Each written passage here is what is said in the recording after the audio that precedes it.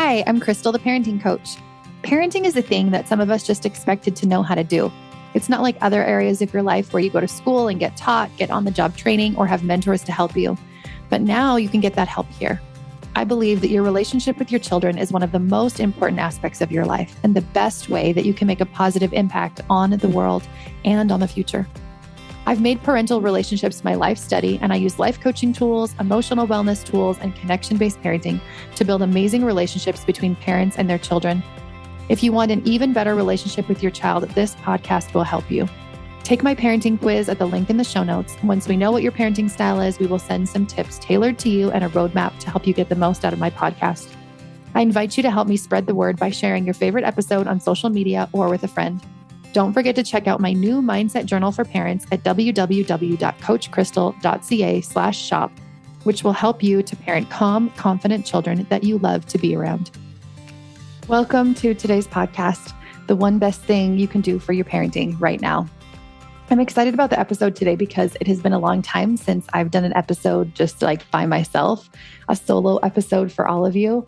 And I actually kind of miss it. I love bringing on guests and I love meeting them and I love bringing their message to you, which I know is really important also. But I just love my own episodes too, where I get to share with you what is on my heart. And what is on my heart today is my retreat. I just got back from it last night at the time of this recording. And I just feel so expansive and so full and so grateful.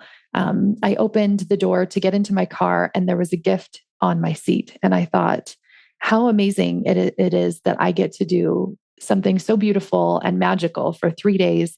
And that the clients are so grateful themselves that they actually give me a gift. I just felt so whole and so complete then. And I'm going to share a lot about the retreat in this episode. But I'm first going to base it on the one best thing that you can do for your parenting right now. And the short answer to that is do something for you.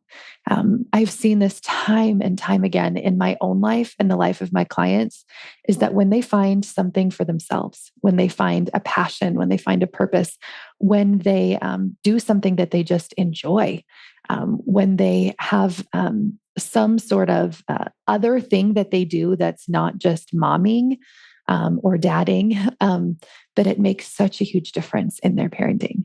I remember interviewing Dr. Jennifer Finlayson-Fife way back at the very beginning of my episodes. Like, I don't even remember, probably in the first 30 episodes that I did. And one of the things that she said was she was doing home decor in their house. They were building a house and planning out this house. And she said she went to go pick out countertops. And she was like picking out countertops for the day and just loved it. And she's always loved home decor and design and interior design. And she came back home and she said she noticed that it was so much easier to show up in the way that she wanted with her kids, that she was less shouty, that she was less anxious, that she was just more calm. And that she noticed over and over again when she would take time to do things just for herself without just being a parent in that moment, that it would actually help her parenting. And I think we often think the opposite. I think we often think, well, I should spend time with my kids all the time because that's what like good parents do, or that's what good moms do. But the reality is it will actually be easier to parent the more time you spend on you. And not the more time you spend on you in like a selfish, like I'm just going to go do everything I can for myself. But what do you do that is just yours to do, that just lights you up, that you just enjoy doing just for fun and not necessarily for an outcome or to be productive or to create some sort of a result, just for fun. I know I talked about that in my inner child healing episode, so you can go back and listen to that as well if you want to dig more into that. But what I want to mention is the best thing you can do for your parenting is do something for you. And I want to be even more specific with that in doing something for you for your own mental and emotional health. And so that's why I said doing something that's just like fun, that you feel passionate about, that you just do for no product, no outcome. And that can be really great for your mental and emotional health too. But the best thing you can do for your mental and emotional health is work on your own relationship with you. Our self-concept, our view of ourself, our beliefs of ourselves were created in our formative years around ages 0 to 7. So ways that we were responded to, ways that people treated us, ways that we saw people treat each other, things that happened to us or that we saw happen around the world around us, we created belief systems from that. And some of those belief systems came from, a lot of them came from not entirely reality. Like it wasn't like we didn't totally understand things, right? We were little. So our perception of things might have been skewed. So maybe if somebody yelled at us or if somebody was unkind to us, we thought inside of ourselves, maybe there's something wrong with me. Maybe I shouldn't be the way that I am. Maybe I should change myself to fit in, because we were little. And that's how we perceive things sometimes. So all of us have these kind of beliefs about ourselves, both positive and negative, that we've carried from childhood. And we don't really realize that. And our self-concept now is how we view and perceive and treat ourselves in this moment right now. But because it was created from our formative years, and we have a lot of those beliefs still with us subconsciously, even if we've done some conscious work to move through them, subconsciously, we sometimes have some of these beliefs still. And by sometimes, I mean all the time. I've never met with a client who doesn't have some heavy internal beliefs that they've carried from when they were younger. And this is the lens that we view the world, right? We put on these glasses and then we view this world around us in this lens of how we perceive ourselves. It's all filtered through that. So the reason that this ties in with the retreat is this is the work that we do at the retreat. The reason I called it Rest, Play, Grow is because my favorite parenting book was Rest, Play, Grow for preschoolers or Making Sense of Preschool or something like that by Dr. Deborah McNamara. And it's really good. And I love everything that she talks about and talks about having a nourishing relationship with our kids and how to do that. And what I found was it was so difficult for me to actually have this kind of relationship they speak about in this book and other books, because I actually didn't have that relationship with myself yet. And so my work really was, how do I create this relationship with myself so that I can go through these stages of emotional maturation and development so that I can be at the emotional level of maturity and responsibility and intelligence so that I can parent in the way that I want to. And for me, the way that I wanted to parent was I wanted to be regulated. I wanted to not have my behavior completely overtaken by an emotion. I wanted to know how to feel an emotion and sit with emotion and not have it totally take over my behavior, and to help me get back to that calm, restful space. And I wanted to allow all emotions and not just try to avoid them or react to them or push away and pretend like they weren't there, resist them. That's what I wanted parenting to look like, because I knew how important co-regulation was in helping develop my child's own self-regulation. And I wanted to be able to give them that. I also wanted to be able to model self-confidence to them, because I knew that they were going to be building their self-confidence through me, through how I treat myself, through how they see me view myself, through my own being around them. And I knew that that was an internal job. I knew that I couldn't just tell them, you should love your body. You should love yourself. You should treat yourself with great kindness and empathy, and then not do any of that myself. That is so unaligned. And what they're going to see from us is that unalignment. And what I really wanted was to be living this life that I wanted for my kids so that I could model this life for them. Because 80% or more of what we teach our kids is through modeling. And I knew anytime I wanted to teach them, I needed to dig back into myself. I wanted to teach them emotional resiliency. I wanted to teach them personal responsibility. I wanted to teach them consent. I wanted to teach them personal authority so that they know that they can listen to themselves and what's happening inside their own bodies and what are they saying? What's their opinion on something? And then that's completely valid. And then it's okay to have an opinion that's different from someone else. And that they can listen to their own selves and see if things feel right and feel true to them. So that they don't have to just listen to experts and leaders and people that are quote unquote smart in their field to know what to do inside themselves, but they can ask themselves, does this resonate with me? Does this feel connected to me? There's so many things that I want to teach my children. And that is what parenting looks like to me. I'm like, this is what I want for my kids. This is what I want for my family. These are my values. These are what are important to me. And I knew that teaching them happened through me modeling it. And I knew that those things I often was lacking because of my own relationship with myself. I was lacking the ability to regulate myself in the way that I wanted to. I was feeling often like my behavior was taken over, like I would be yelling or just be shaming or be using rewards and consequences in ways that like weren't really aligned with how I wanted to parent, but were so much more focused on like immediately getting what I wanted in that moment, or just being so triggered that I was like over the top and couldn't really like calm myself down and be present in that moment and parent in the way that I wanted to. I also found myself being just really overwhelmed a lot, just a lot about life. Like anytime I think about anything, I was like, oh, there's just too much. There's too much to do. There's too much going on. There's not enough me. There's not enough time. I also felt burdened by the roles that I played in motherhood, not just motherhood, but also like in housekeeping and house management. I felt often burdened and heavy about those things, about the things that I felt like I had to do, like society and my family and my church and my community expected of me. And for all of those reasons, I was feeling that heaviness when I found, even before I found life coaching, and I started this, what I'll call emotional wellness journey a few years before I found life coaching.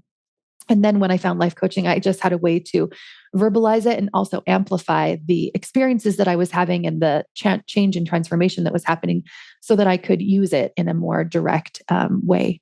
And as I started to do this work, I noticed it really is all just relationship with self-work.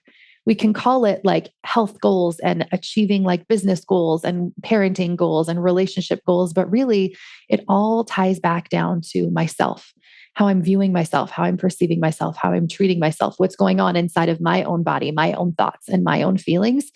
And it just kept coming back to that over and over and over again. So I was out on a walk. I'm trying to lead my whole life and my whole business with intuition.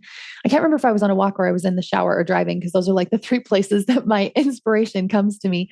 And I remember the idea for this retreat just coming all in one, the name of it, who should be there, where the location should be, the date, the price, the just everything. It just all came. And it was so fast. And I wrote it all out and I had this whole idea. And I just remember thinking, this idea is greater than myself. This idea isn't something that just came and went and is just going to fly out. Like this is something that the world needs. This is a message that the world needs that I can now give them because of the work that I've done and because of the work I've done with my clients, that I see that this is so needed. And this is what I wanted to give people. And I didn't really know how to explain it. I'm like trying to write this like information page, right? So you can like see what it is that the retreat is all about. And there really isn't a way to describe it. And so I'm like trying to explain it in words that make sense. And like, you're going to come home feeling fulfilled and you're going to feel empowered and you're going to feel rested and you're going to feel like you can listen to your own inner voice more. And I'm sure that resonated with some people, but I don't think I did a great job of explaining what that actually means. And now that I'm so fresh off this retreat, I wanted to share some of the words of the people and the experiences that people had throughout the retreat so you can really see, because I don't think they even knew what they were getting themselves into when they came in. And as we were hugging and crying and saying goodbye at the end, so many people paused me and said, thank you so much for listening to you. Thank you so much for doing this for me. Thank you so much for sharing your gift. And I felt so much gratitude the whole drive home. I was just driving in silence on the way home and then listening to some soft music. And I just was overwhelmed with this feeling of gratitude that I had for listening to myself in that moment. And also so much gratitude for really feeling like I am my own best friend right now. I am the person that loves and supports and comforts and guides myself. I call that self-mothering. Some people call it inner child healing. But self-mothering seems so comforting to me. Like I can become my own best friend self, my own parent self, my own mother self, what I need in that moment, because nobody else knows what I'm feeling and knows what I'm going through and can guide me in the same way that I can guide myself.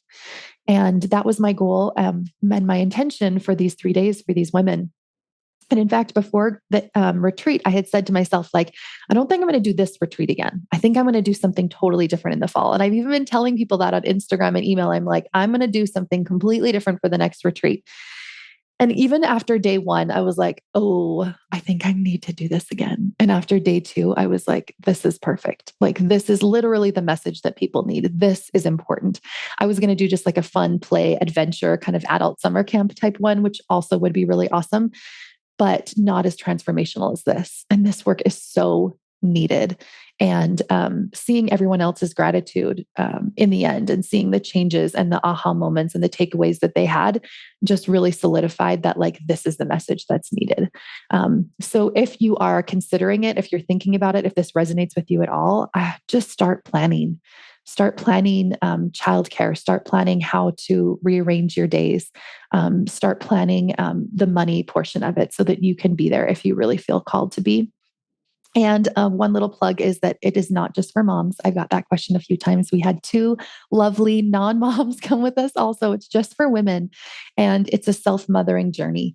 And we all can learn how to become our own mother. And it's a beautiful, glorious journey. So I wanted to say that. And then I'm going to dig into a couple of the things that people said, a couple of the transformations that happened to them. And I'll leave you with a little takeaway yourself so that you can go home and start working on this relationship with yourself also. And I think it's a lifelong journey. So even if you're like, yeah, I feel pretty good about myself, like there's always some like deeper work that we can do. So we'll get into that also. In lots of the meditations that we would do, we would leave room for kind of coming to, and some of them are meditations and some of them are more like guided kind of experiences that we would have, or processing our emotions. And we would come to a time where we would listen to ourselves. We would listen to our inner selves, and we would ask ourselves for answers or for guidance. And these phrases that I'm going to share with you are guidance that came to these women as we went through this experience together. So these are messages that they had when they were thinking about their own challenges and kind of processing through their own challenges, and messages and peace and comfort that they came to at the end. It is difficult, but I am here with you. I am understood. I know it hurts. I am here with you. You are enough. You are loved. It's okay. I've got you. You are still whole. You are not alone. That was confusing, and I'm sorry. You are not responsible for other people's emotions. You don't need to contain yourself. You have everything you need within you to create what you want. You just need to listen. Aren't those beautiful messages? I wept so many times over the 3 days, sharing stories, sharing parts of myself, hearing their stories. There's so much power in being together in community, especially in person. It is just a beautiful, sparkly, magical thing. And you go there, so many people came being worried and anxious about, like, I don't know these women. I don't know anyone that's going. I don't know what it's going to be like. I don't know how my family's going to be while I'm away, or I don't know how I'm going to make this work. Or even we had people with physical disabilities that were worried about accommodations and how they were going to be able to participate. And I think all of their fears and their worries were quelled because there was so much safety created in that container, so much safety for everyone's physical and emotional needs. Whether it was dietary restrictions or physical disabilities, we were able to really help create that sense of safety and security for everyone. And it wasn't just me that did that. It wasn't just the other facilitators that did that. It was everyone that did that for each other. And it was such a beautiful thing. A couple of experiences that I wanted to share too. In the end, we were talking about takeaways, and we just said, okay, what do we want to take from this and go home and change and kind of move forward with? And this one lady's experience was really tender for me, because in the last meditation that we did this guided meditation. I'm in a new coaching certification program called Elemental Coaching, and we're learning more about somatics, yoga, breath work, meditation, hypnotherapy, stuff like that.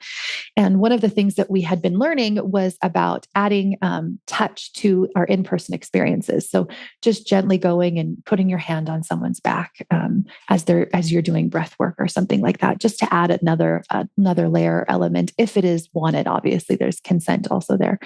And so in the moment, we're doing this meditation, everybody's laying there and they're listening to themselves, and we're listening to this beautiful song, and just basking in all this energy and this light. And I had this idea come to me, like, this is where I need to add this safe touch experience. And I was just like, ooh, like I've only practiced it once in this one experience, and I probably need more time. And like, what if people don't want it? And I just really felt like I needed to. It was one of those intuitive hits of like, this needs to happen. And I thought, okay, I told myself this morning that I was going to be guided by my intuition throughout the entire day, that I would not say or teach or do anything that wasn't from that space. And so I knew I needed to listen. And so I did. I just told everyone with their eyes closed, you can cross your arms over your chest if you don't want to, if you don't want any gentle touch, but if you're open to a back rub, then we'll do that. So I just kind of went and, you know, did these kind of slow, smooth rubs on their back as they were laying in meditation. It probably sounds weird when listening to it right now, but in meditation, it's just like the most glorious, comforting thing. And anyway, so we finished that experience. It was all fine. And we're sharing our takeaways at the end. And the one lady started to cry and she said, my takeaway was to listen to myself. She said, I thought they're thinking, oh, I'm fine. I don't need that. Like, I don't need a back rub. I'll just lay here. And then she listened to herself for a minute and she said, no, I do want that. That feels like it would be really comforting. And so she rolled over and did that. And I gave her a back rub and she was like, that was just what I needed to understand how it felt to listen to me, how it felt to actually check in with me and be like, is this something that I want?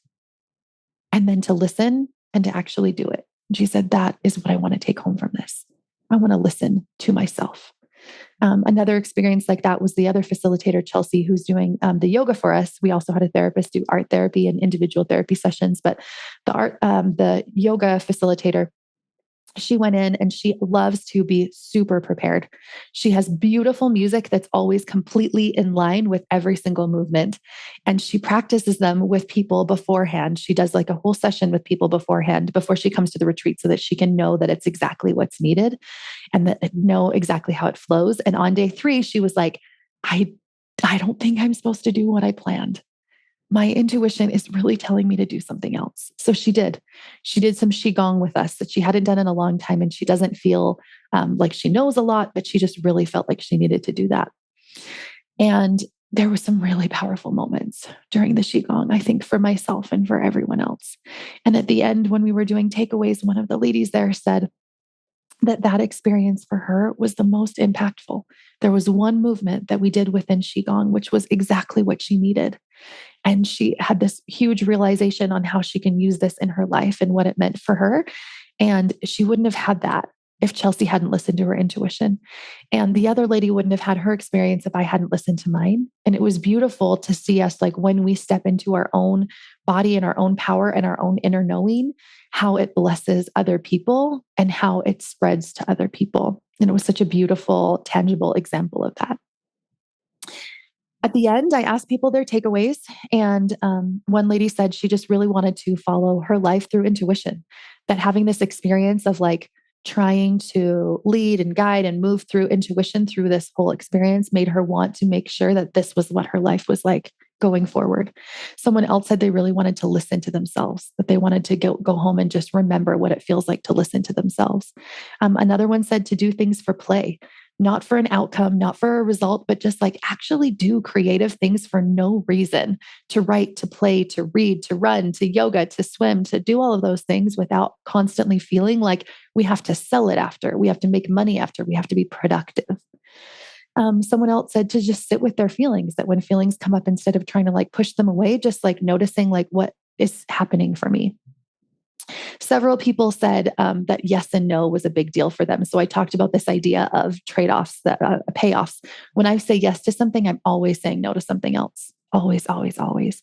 So being really conscious and intentional about what am I saying yes to in the moment right now, and what am I saying no to, even if it's myself. Maybe I'm saying yes to going to bed early because I want to say yes to that so that in the morning I'm really feeling refreshed. Maybe I'm saying no to something that somebody asked me to do because I want to say yes to having some rest time for myself. And it's not that you have to say no to all of the things. It's just being intentional with, do I want to say yes to this? Do I want to say no to this? What's inside myself? This whole experience was really an experience of personal authority, digging into what's truth for me and how can I become my own inner expert again of my own life. Someone else said, maybe there's like a new thought that's true. Her specific thought we were working on was about the dishes. So she was like, maybe I can think differently about this. Like it actually feels possible. She's like, literally anything feels possible right now. I feel like I could just go home and believe so many new things about my life. Someone else said kindness to myself first, to remember kindness to myself first. We had all these sweatshirts made that said, be kind. And the message there was the kindness to ourself always comes first.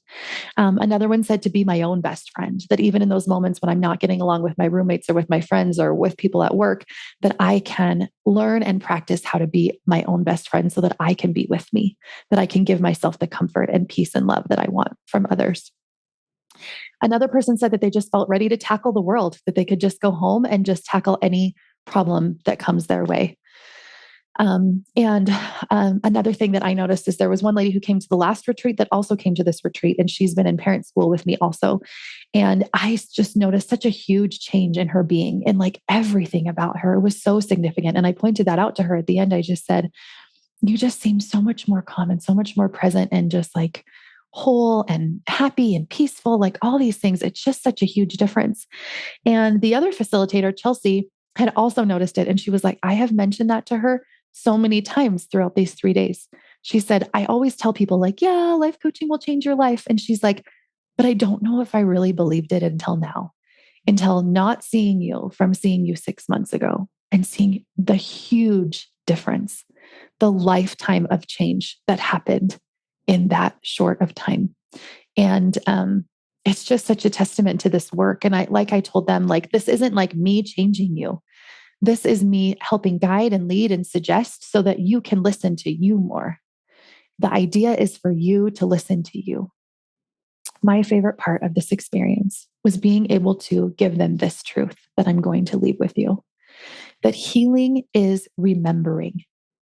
Healing is remembering that you already are whole, that you're valuable, that when you were born and you were just this amazing, beautiful, whole, lovely being, and everybody just loved you and you hadn't done anything, you didn't do anything, and people loved you anyways, that you are still that you always were that we took on these layers of conditioning and ideas and beliefs and muck and trauma onto us and made it mean something about us. And that we're just deconditioning. We're just peeling back those layers and remembering that we actually don't need healing, that healing is remembering that we are whole, remembering that we're still whole. Those messages of enoughness, of wholeness, of value, of worth, and of true belonging, which is belonging to ourself first. So I know this was like an episode totally different than most of my episodes probably, but I just really felt like I wanted to share that with you, that the one best thing that you can do for your parenting right now is something for you, and have that something for you be related to your relationship with you, to helping you step just a little bit closer to becoming your own best friend. And I cried a few times throughout the retreat, specifically because in the past, I remember coming to experiences like this and thinking, that's what I want. How do I get that? I want that. This time I wept because I have it, because that is the relationship I have with myself, because that is what I believe about myself. And I just couldn't believe the depth of gratitude that I felt for being able to really be there and really feel that all the way. I'm going to leave you with this one quote from Sue Monk Kidd. I asked myself, how many times have I denied my innermost wisdom and silenced this voice? How many times can a woman betray her soul before it gives up and ceases calling to her at all? Again, I wept listening to that quote when I first read that quote because it hit me so hard. And if this hits you in the way that it did me, start to lean more into that intuition, to that inner voice, to what you are saying to you inside. I hope this was helpful for you. I would love to see you at our next retreat. September will be the last retreat that I plan on doing for a long time because I will not be living in this area next year. And I hope you can join us, and you can find all of the information down at the link in my bio. See you next week. Thanks for listening. If you'd like to help spread this work to the world, share this episode on social media and tag me. send it to a friend, or leave a quick rating and review below so more people can find me. If you'd like more guidance on your own parenting journey, reach out.